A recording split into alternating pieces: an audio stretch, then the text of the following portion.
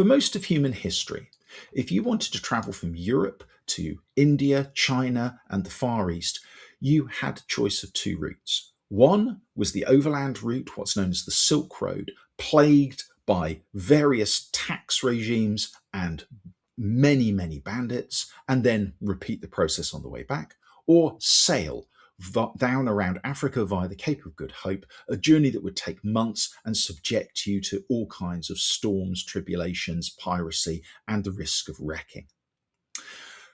What stopped a far shorter journey being possible was that there was no connection between the Mediterranean and the Red Sea. It had been dreamt of, but it didn't exist. That was until the 19th century, when a Frenchman with significantly more charm than good sense decided to dig a 100-mile ditch connecting those two waterways. The Suez Canal didn't just shorten a journey, it rewired world trade. It remade an empire and it built the world of the 20th century. It is instrumental in forming the world that the books I write, the Alaricvontrelowmysteries, are based within. So let me tell you a little about how a ditch in the sand changed the world. My name is Jason Collings and I write the Alaricvontrelowmysteries. The idea of a canal connecting the Mediterranean to the Red Sea wasn't new. The pharaohs had dug a canal of this kind, linking the Nile to the Red Sea, thousands of years before. Napoleon's engineers at the end of the 18th century had surveyed the isthmus, but due to a simple measuring error, had mistakenly believed that the Red Sea and the Mediterranean were at different heights, and they were frightened off by the technical challenge that represented. And so, for centuries, this narrow neck of desert between the two waterways just sat there, taunting anyone who could read a map. Then enter Ferdinand de Lesseps, not an engineer, but a French diplomat, a charmer, a man who could talk money out of a stone. He befriended the ruler of Egypt and secured for himself a concession to build the canal. And in the late 1850s, he floated a company to dig it, selling shares to hundreds of thousands of ordinary French investors based on very little more than his own brimming self-confidence. The British, who ran the sea route to India via the long route round Africa, were perfectly content, and they called the entire thing a fantasy. In fact, they set out to try and strangle it in the cradle. They didn't want the competition, not that they really believed it would ever happen. But Ferdinand de Lesseps dug his canal anyway. The digging began in 1859. It took 10 years. And here is the part the celebrations afterwards were very careful to ignore and leave out. In the early years, most of the digging was done by the corvée. This was forced Egyptian labor. Tens of thousands of Egyptian peasants conscripted to gouge 100 miles of canal out of the desert by hand, in the heat, on poor food and less water. And thousands of them died. There is no verifiable figure because nobody troubled to count the people who died. The canal that transformed the world was paid for, at least in part, by Egyptian lives. And that particular debt is largely forgotten.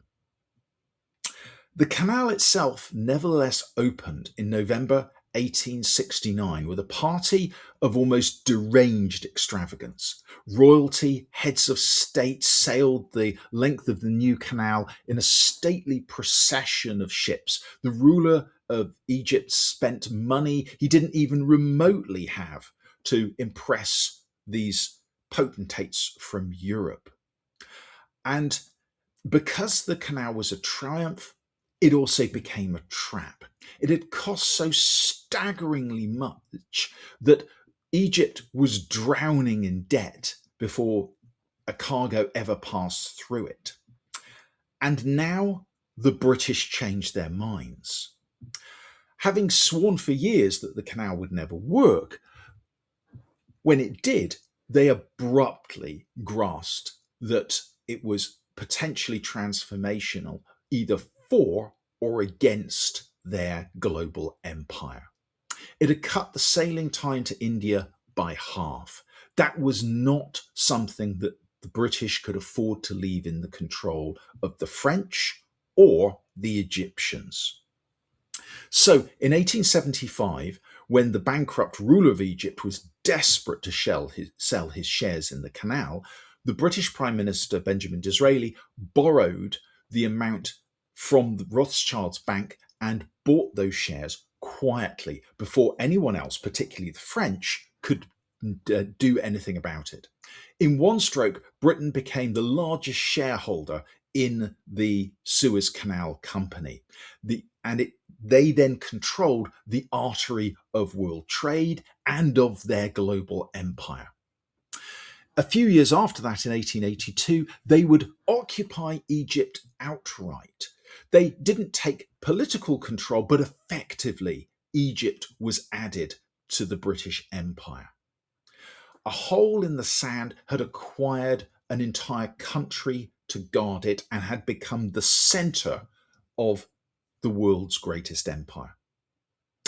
And this is, at least in its nascent form, the world the canal built, the world that was based around the canal at its center. Trade now flowed through it to and from Europe. With the exception of the trade going across the Atlantic, all trade now flowed through the Suez Canal from Europe to the Far East and to Australasia, and vice versa. The world that my books live in, of steamships and coaling stations, exists because of the Suez Canal. The whole chain of coaling stations sprang up along this new route. At the northern mouth of the canal, a new city was built, Port Said, a coaling station to allow the ships to pass through the canal and down through the Red Sea or across the Mediterranean afterwards. My new book, Murder on the Adriatic, starts at Port Said and then follows a ship that sails across the Mediterranean and up the Adriatic to Europe, a route that became absolutely ubiquitous as a result of the canal. So the next time you picture a ship crossing from Africa to Europe in the 1920s, think about what it's actually sailing through.